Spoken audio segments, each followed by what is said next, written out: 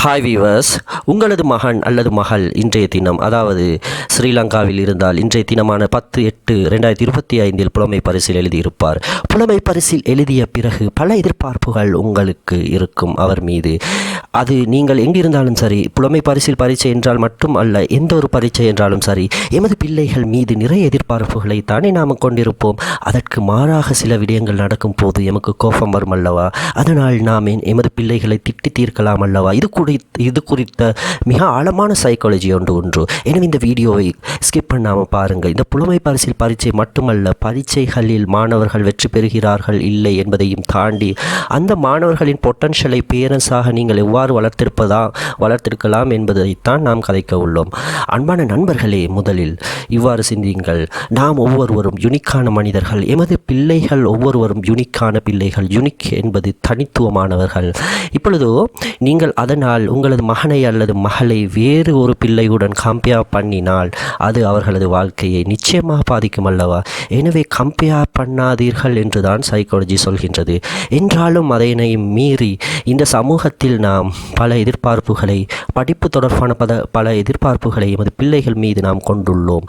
அது நாம் அவ்வாறு கொண்டிருப்பது நியாயமானது. எனது மகனோ மகளோ நன்றாக படிக்க வேண்டும், நன்றாக மதிப்பெண்களை புள்ளிகளை பெற வேண்டும் என்று நீங்கள் நினைப்பது எந்த தவறும் அல்ல. அதற்காக நீங்கள் செய்யும் முயற்சிகளும் எந்த தவறும் அல்ல. ஆனால் அது தவறவிடும் போது, ஏதோ ஒரு காரணத்தினால் அது தவறவிடும் போது அதற்காக கொதித்து எழுவது, அதற்காக அடுத்தவருடன் கம்பேர் பண்ணுவது என்பது நடக்கவே கூடாது.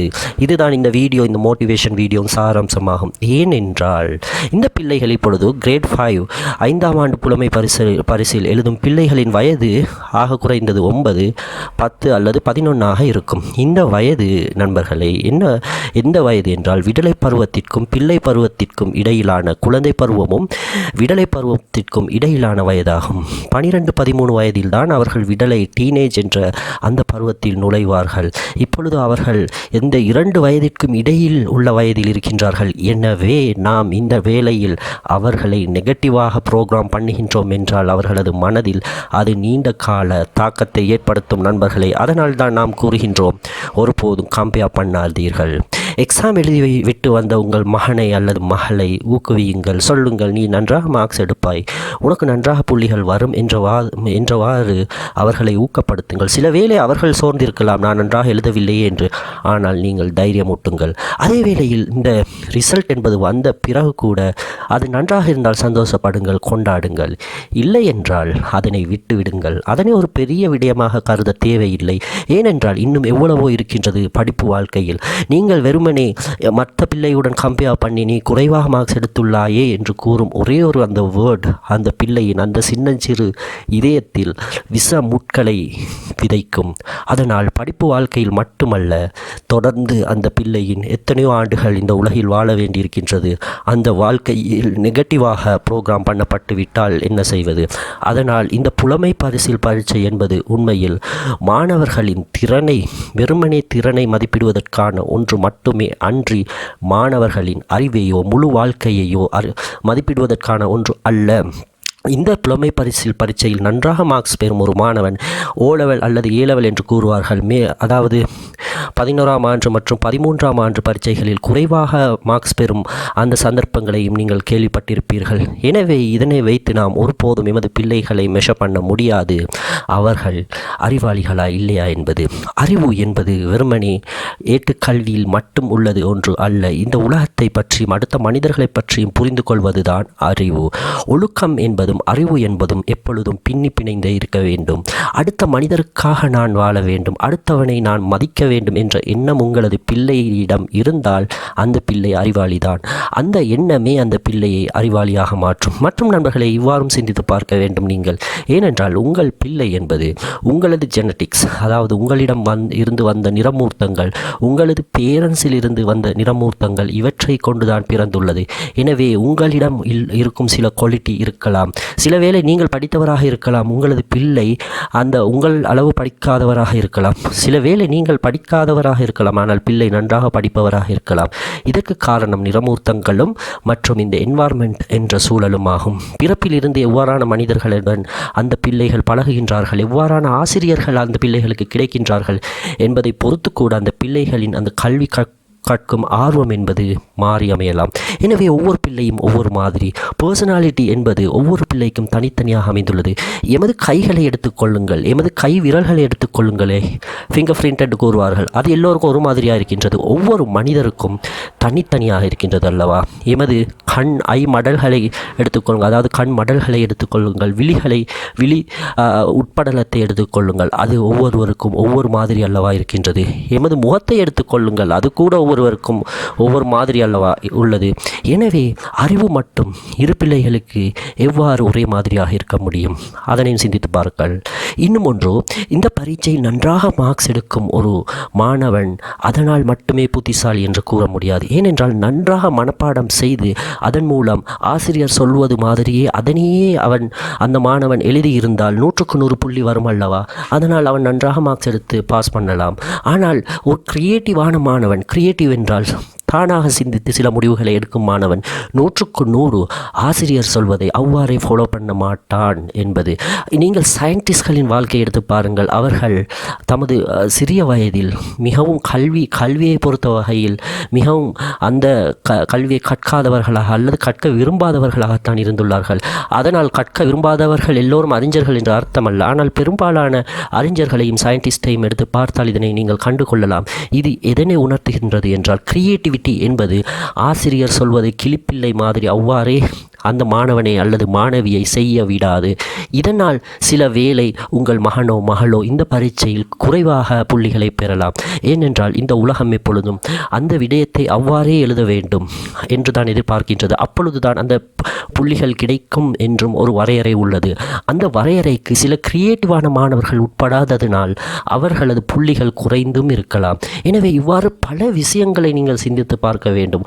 உங்கள் பிள்ளைகளை நீங்கள் இந்த ரிசல்ட் வந்த பிறகு, இந்த மதிப்பெண்கள் வெளியே வந்த பிறகு உங்கள் பிள்ளைகளுடன் நீங்கள் நடந்து கொள்ளும் முறைகளை தீர்மானிப்பதற்கு முன்னர். எனவே ஒரே அடியாக என்ற பிள்ளை இவ்வளவுதான் அவனால் முடியும் என்ற ஒரு தீர்மானத்திற்கு வராதீர்கள், வரவே கூடாது. கல்வி அறிவு என்பது மற்றும் இந்த புலமை பரிசில் என்பது இந்த சின்னஞ்சிறிய வயதில் ஒரு சிறிய விடயமே அன்றி ஒரு பெரிய விடயம் அல்ல. அதில் அவர்கள் நன்றாக புள்ளிகளை பெறும்போது நாம் பாராட்டுவதில் எந்த ஒரு தவறும் அல்ல, அவர்களை மெச்சுவதிலும் எந்த ஒரு தவறும் அல்ல. அது மாதிரி தான் அவர்கள் புள்ளிகளை குறைவாக பெற்றால் கூட நாம் பாராட்டலாம் தானே. நீ நன்றாக செய்தாய், நீ நன்றாக முயற்சித்தாய், உன்னால் முடிந்ததை நீ நன்றாக செய்தாய், இது எனக்கு போதும், நீ தொடர்ந்தும் நன்றாக படிப்பாய் என்று எனக்கு தெரியும், தொடர்ந்தும் இன்னும் நிறைய உனது கல்வி வாழ்க்கையில் செல்ல வேண்டியிருக்கின்றது, அந்த ஜேர்னியை நன்றாக நீ செல்வாய், உனது பேரண்ட்ஸ் என்ற முறையில், உனது அம்மா அல்லது அப்பா என்ற முறையில் நான் உனக்கு உறுதுணையாக இருக்கின்றேன் என்று கூறி பாருங்கள். அந்த பிள்ளை அதனை அறியாமலேயே அதன் ஆழ்மனம் பொங்கி பெருகி அது படிக்க வேண்டும், இன்னும் தொடர்ந்தும் நாம் இந்த வாழ்க்கையில் நன்றாக உழைக்க வேண்டும், செல்ல வேண்டும், அடுத்தவர்களுக்கு தீங்கு விளைவிக்காமல் வாழ வேண்டும் போன்ற எண்ணங்கள் பெரும்பாலும் அதன் மனதில் ஊற்றப்படும் அல்லவா? ஏனென்றால் அது சின்னஞ்சிறிய வயது, சுமார் 10 வயது. இந்த வயது விடலை பருவத்திற்கும் பிள்ளை பருவத்துக்கும் இடையிலான வயது. எனவே விடலை பருவத்திற்கு நுழையும் போது நல்ல எண்ணங்கள் அந்த பிள்ளையின் மனதில் இருந்தால், அந்த சிறுவனது அந்த சிறுமியின் மனதில் இருந்தால் நாளை மிக சிறந்த ஒரு சந்ததியை உருவாக்குபவராக அவர் ஆகலாம் அல்லவா? எனவே பேரண்ட்ஸ் ஆகிய உங்களது கைகளில் மிகப்பெரிய பொறுப்பு உள்ளது. இந்த புலமை பரீட்சையை அடிப்படையாக கொண்டு அவர்களை ஒருபோதும் நீங்கள் கடிந்து கொள்ளக்கூடாது என்பதுதான் இந்த வீடியோவின் முக்கியமான ஒரு மோட்டிவேஷன் ஆகும். எனவே அவர்கள் நன்றாக புள்ளிகள் பெறும்போது நீங்கள் அவர்களை பாராட்டுவதில் எந்த தவறும் அல்ல, மிகவும் நன்றாக பாராட்டலாம். அதனால் உங்கள் பிள்ளை நன்றாக புள்ளி பெற்றால் புள்ளி பெறாத இன்னொரு பிள்ளையை நீங்கள் மட்டம் தட்டவும் கூடாது. ஏனென்றால் உங்கள் பிள்ளை மாதிரியே அந்த பிள்ளையும் முயற்சி செய்துள்ளது என்ற எண்ணத்தை நீங்கள் கொள்ள வேண்டும். அது மாதிரி தான் உங்கள் பிள்ளை நன்றாக புள்ளி பெறாமல் வேறு ஒரு பிள்ளை நன்றாக புள்ளி பெற்றிருந்தால் ஒருபோதும் நீங்கள் கம்பேர் பண்ணக்கூடாது. அவன் நன்றாக புள்ளி பெற்று விட்டான், நீ பெறவில்லையே என்று நீங்கள் என்ன சொல்ல வேண்டும்? அப்படி என்றால் அந்த மாணவன் அவன் படித்தது மாதிரி அவனுக்கு புள்ளிகள் வந்துவிட்டது, நீ படித்தது மாதிரி, நீ முயற்சித்தது மாதிரி உனக்கு புள்ளிகள் வந்துவிட்டது, அது எனக்கு போதும், நான் உன்னை நினைத்து பெருமை அடைகின்றேன். இந்த வார்த்தை தான். ஏனென்றால் சில வேளை ஆங்ஸைட்டி என்று கூறுவார்கள் மாணவர்களிடம், பதட்டம் என்பது இருக்கும், படிப்பு தொடர்பான பதட்டம் என்பது இருக்கும். எனது பேரண்ட்ஸ் ஏசி விடுவாரோ, எனது தாத்தா கடிந்து கொள்வாரோ, எனது அம்மா ஏசுவாரோ என்று பல பயங்களும் அவர்களது பெர்ஃபார்மன்ஸை பாதிக்கலாம். அதனால் நன்றாக படிக்கும் பிள்ளை கூட சில வேளையில் நன்றாக பெர்ஃபார்ம் பண்ணாமல் இருக்கலாம் அல்லவா?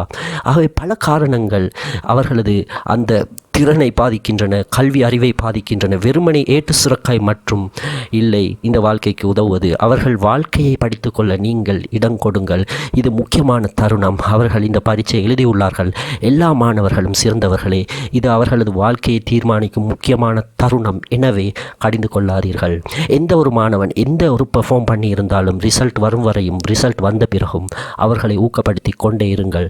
அவரது வாழ்க்கை மிகவும் செழித்த வாழ்க்கையாக அமையும். எனவே ஒரு சிறந்த மோட்டிவேஷனை நாம் இந்த புலமை பரிசில் பரீட்சை எழுதிய பிறகு அந்த மாணவர்களுடன் பெற்றோர்கள் எவ்வாறு நடந்து கொள்ள வேண்டும் என்ற ஒரு சிறந்த மோட்டிவேஷன் இந்த வீடியோவின் மூலம் கொண்டு வந்தோம். எனவே இந்த சேனலின் ஊடாக தொடர்ந்தும் நாம் உங்களுக்கு நீங்கள் சிங்களம் பேச ஆசைப்பட்டால் தமிழ் மூலம் சிங்களம் என்பதையும் அது மாதிரி இவ்வாறான மோட்டிவேஷன் வீடியோக்களையும் தொடர்ந்தும் நாம் பதிவிடுகின்றோம்.